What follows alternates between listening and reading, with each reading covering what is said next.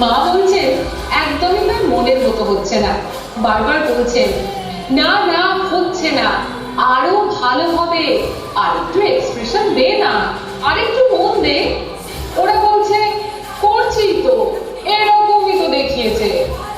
মা বললেন আরে ঝাঁসির রানীর কথা বলা হচ্ছে, সেই বিরক্ত, সেই তেজ ফুটিয়ে তুলতে হবে না।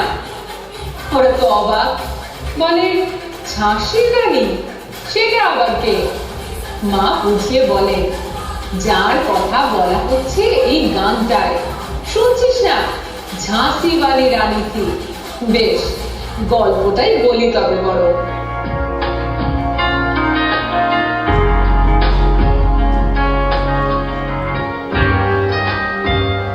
সেটা হলো 1835 সাল।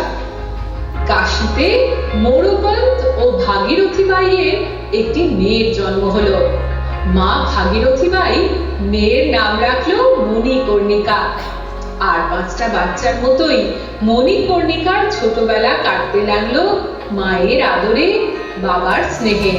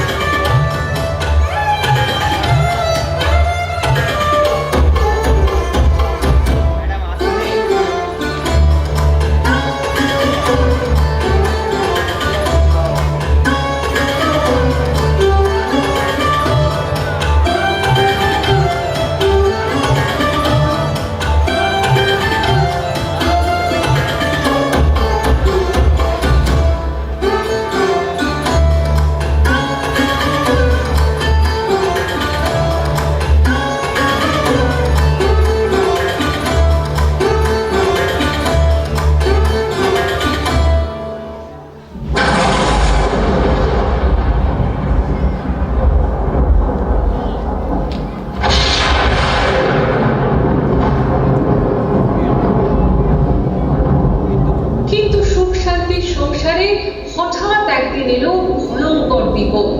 সেটা একটা সন্ধ্যেবেলা। উত্তর দিক থেকে বাতাস বইছে, ঘরময় ঘুরে বেড়াচ্ছে যেন অশুভ কালো ছায়া। এমনই সন্ধ্যেবেলা মারা গেল মণিকর্ণিকার মা ভাগীরথী বাই। মোরপন্ত অঝোরে কাঁদল। ছোট্ট মণিকর্ণিকা কিছুই বুঝলো না। তারপর কত রাত ঘুম চোখে শূন্য বিছানায় মাকে খুঁজলো সে।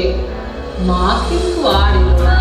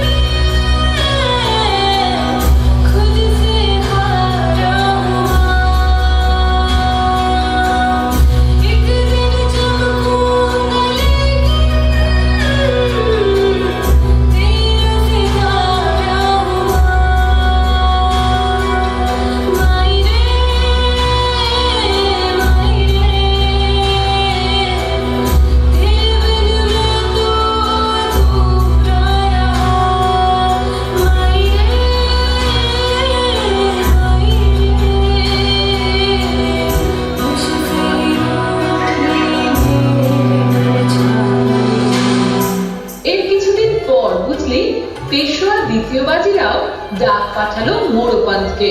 সেই ডাকে সাড়া দিয়ে কাশী ছেড়ে মেয়ে মণিকর্ণিকাকে নিয়ে মোরপন্ত চলে এলেন বিঠু।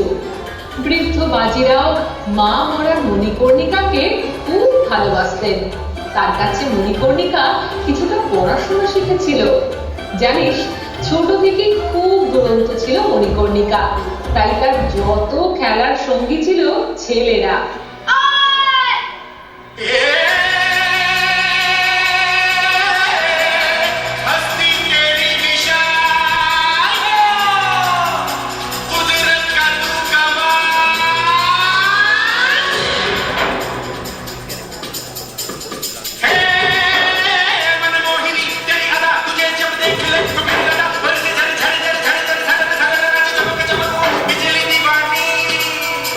Happy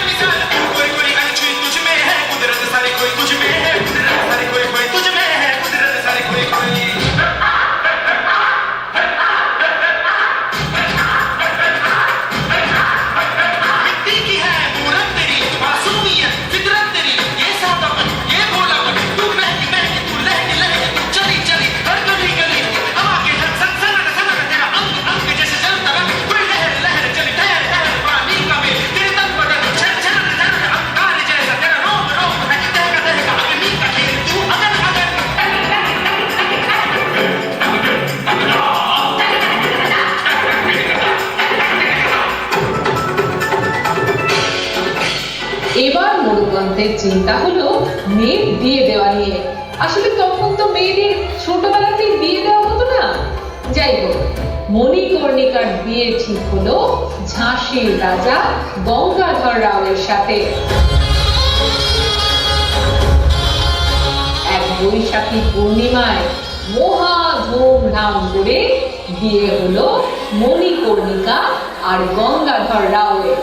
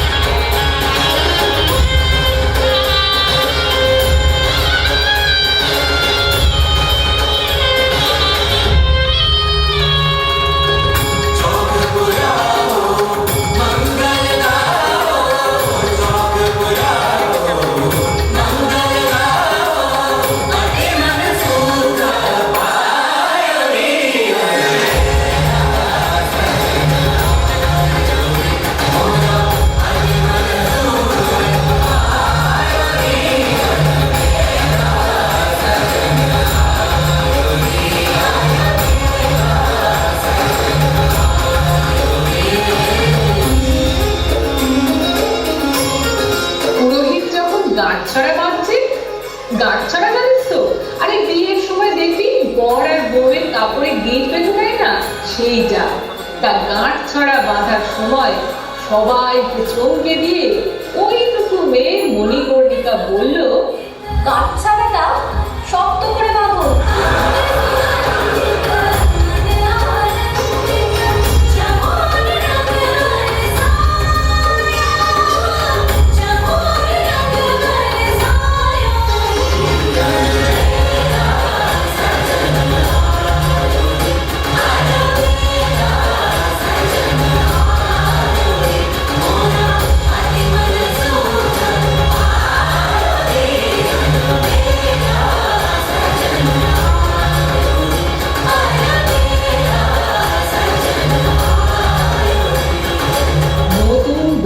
নিয়ে রাজা গঙ্গাধর রাও বসলেন ঝাঁসির সিংহাসনে।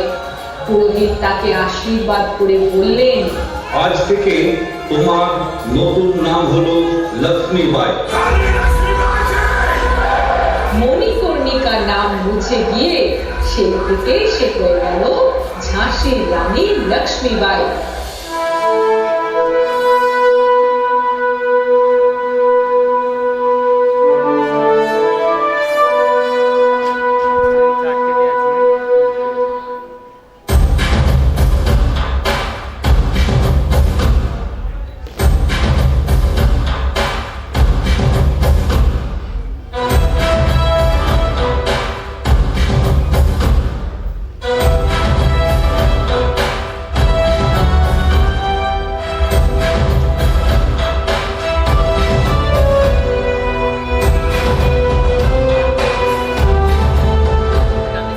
রাজা গঙ্গাধর রাও নাচ গান অভিনয় খুব পছন্দ করতেন, তাই ঝাঁসিতে মাঝে মাঝেই নাচ গানের আসর বসত, আর তাতে সকলের সাথে যোগ দিত রাজা রানী দুজনেই।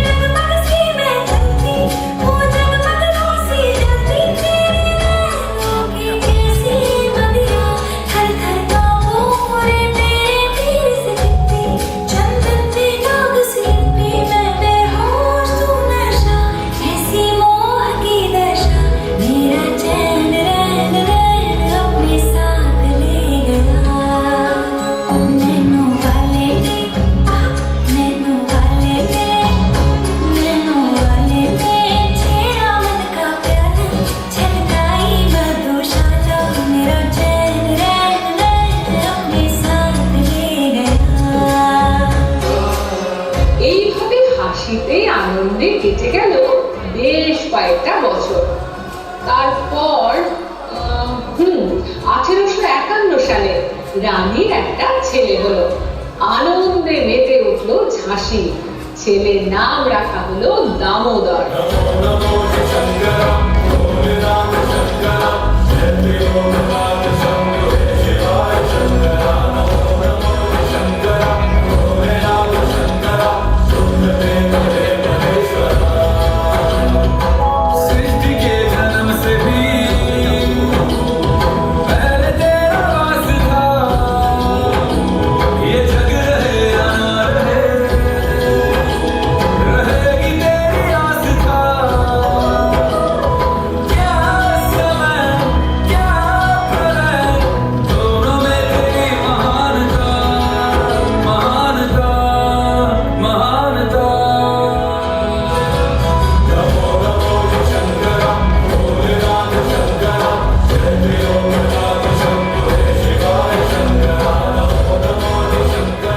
কিন্তু এমনই দুর্ভাগ্য যে মাত্র 3 মাস বয়সে দামোদরের মৃত্যু হলো।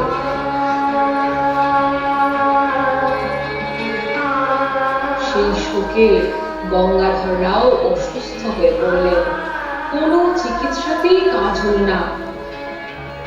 কিন্তু তার চেয়েও বেশি চিন্তা হলো, গঙ্গাধর রাও মারা গেলে ঝাঁসির কি হবে? রাজার তো ছেলে নেই, এরপর রাজা কে হবে? ঠিক হলো দত্তক নেওয়া হবে।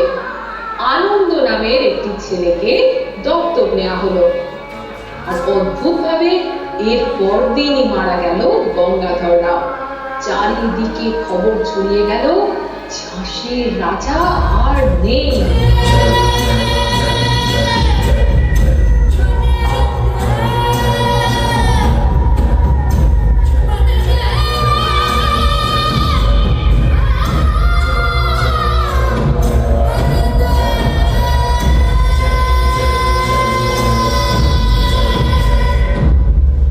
এরপর থেকে আনন্দকে পাশে বসিয়ে রাজ্য চালাতে লাগলেন রানী লক্ষ্মীবাই।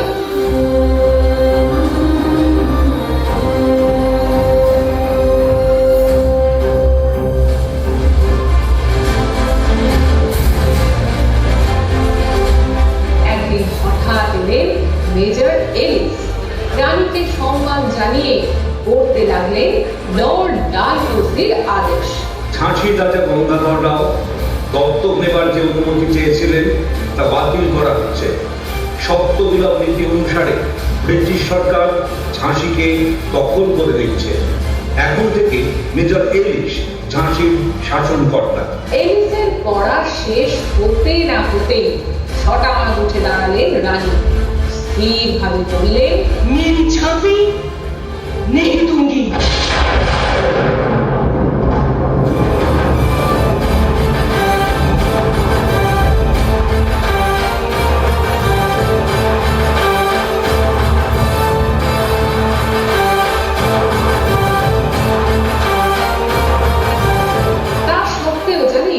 রানীকে মেনে নিতে হলো।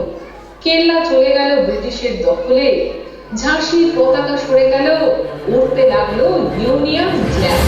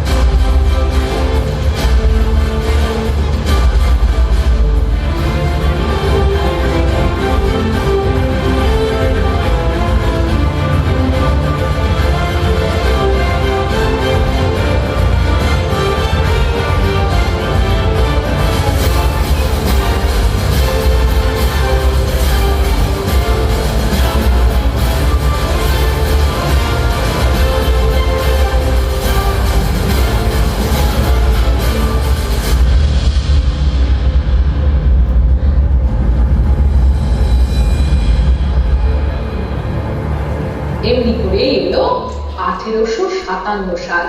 শুরু হলো মহা বিদ্রোহ। রানী লক্ষ্মীবাই মেয়েদের নিয়ে গড়ে তুললেন একটা গোটা বাহিনী। মেয়েদের শেখানো হলো পিস্তল চালানো, ঘোড়ায় চড়া, তলোয়ার চালানো।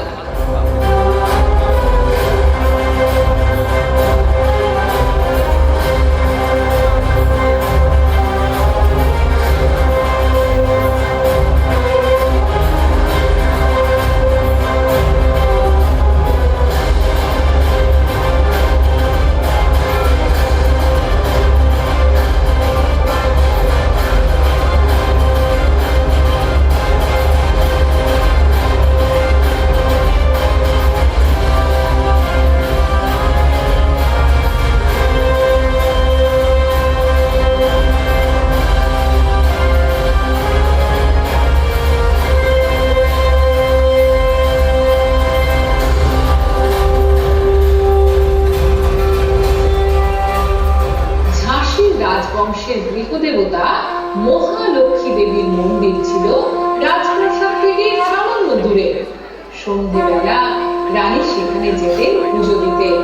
মন্দিরে তখন বেজে উঠত সন্ধ্যা আরতির ঘণ্টা।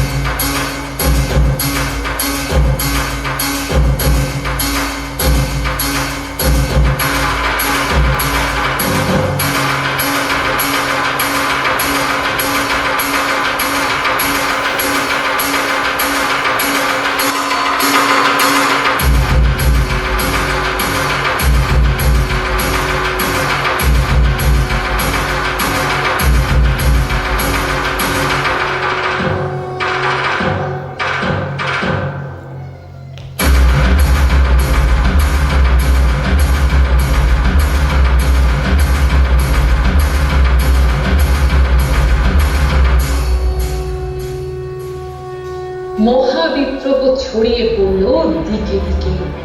ইংরেজ সেনাপতি হিউরোজের সাথে তাঁতিয়া তোপির প্রবল যুদ্ধ হলো।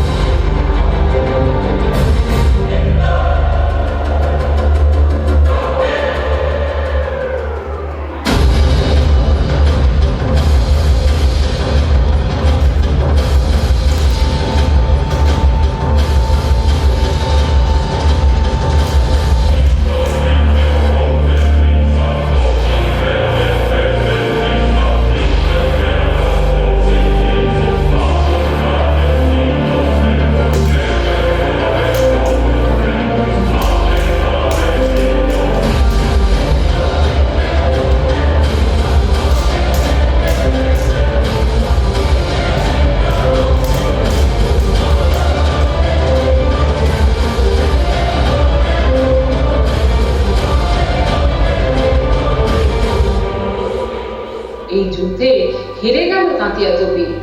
এরপর কোচ, কালপি, একের পর এক যুদ্ধে ভারতীয়রা পরপর শুধু হারতেই লাগলো। আসলে কি জানিস, সেই সময় ভারতের বিভিন্ন রাজ্যের রাজারা কেউ কাউকে বিশ্বাস করতো না, সবাই নিজেদের স্বার্থেই ব্যস্ত। এইভাবে এলো শেষ যুদ্ধ। যুদ্ধে যাবার আগে রানী ডাকলে আনন্দকে। তুমি কথা দাও, এদের কাছে তুমি খুব ভালো হয়ে থাকবে। তুমি ভালো আছো জানলে আমি নিশ্চিন্ত থাকবো। থাকবো, তবে তুমি আরেকবার আসবে বলো মা, কথা দাও। আসবো, কথা দিলাম। কাশিবাই নিয়ে গেল আনন্দকে। রানী দেখলো তার প্রাণের বন্ধু মান্দার মাথা নিচু করে দাঁড়িয়ে আছে। রানী বুঝলো আবার কোনো খারাপ খবর। মান্দার, বলো কি খবর পেয়েছো তুমি? বলো মান্দার, বলো। তোমার বাবা মরুপদকে আজ জোকনবাগে ফাঁসি দিয়েছে ইংরেজরা।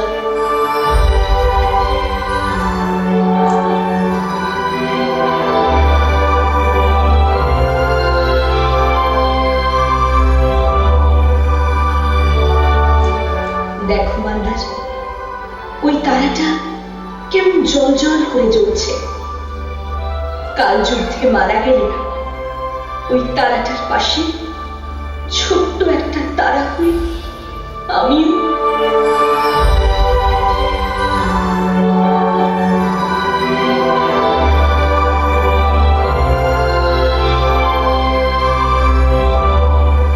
শুরু হলো শেষ যুদ্ধ।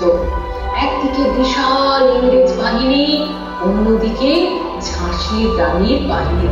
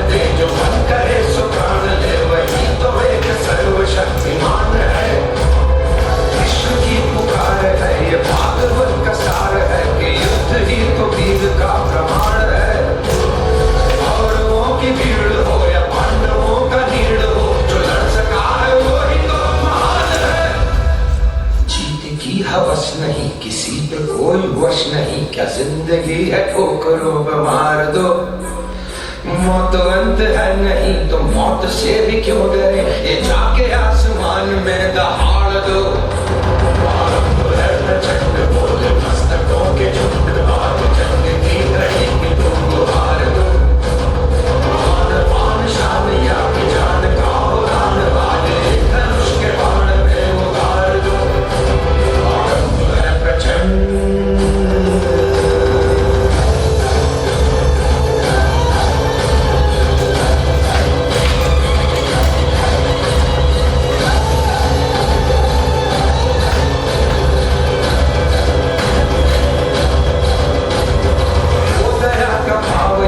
शौर्य का चुनाव या कि हार का वो भाव, तुम ये सोच लो।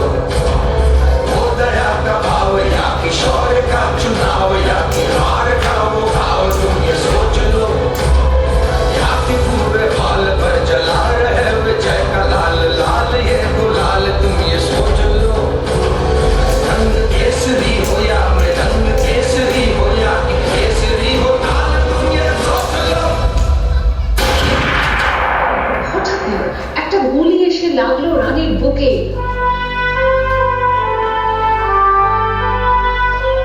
বাকিরা কোনো রকমে তাকে যুদ্ধক্ষেত্র থেকে বের করে নিয়ে গেল।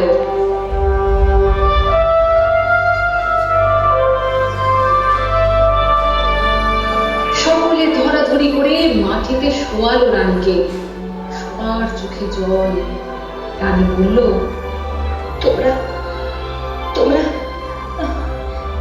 আনন্দকে দেখো আর আর আমার মৃতদেহ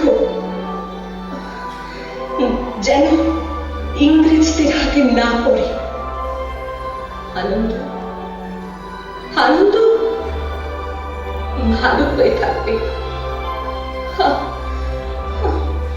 আর আর জীবনে কখনো ভয় করবে না।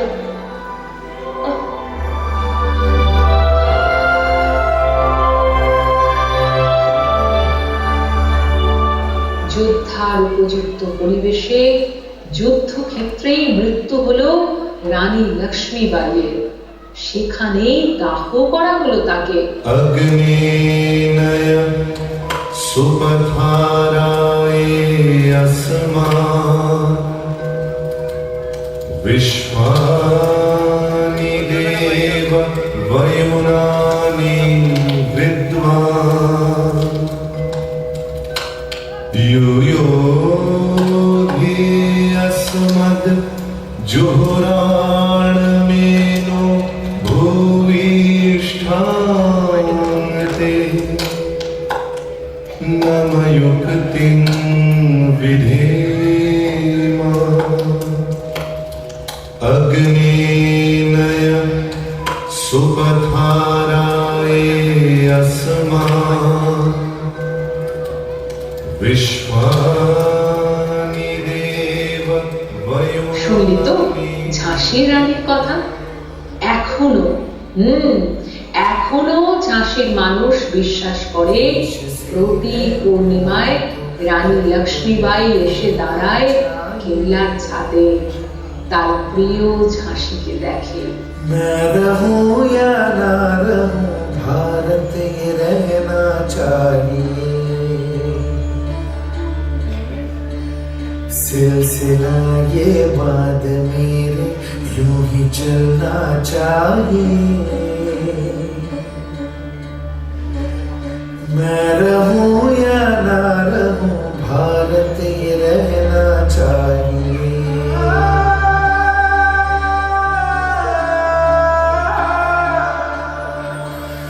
मेरी नस नस तार कर दो और बना दो एक सितारा,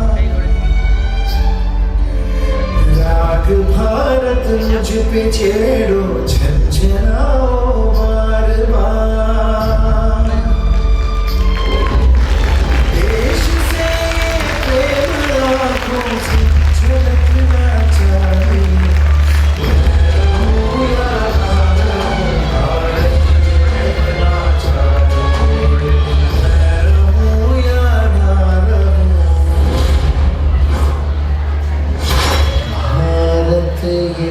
रहना चाहिए।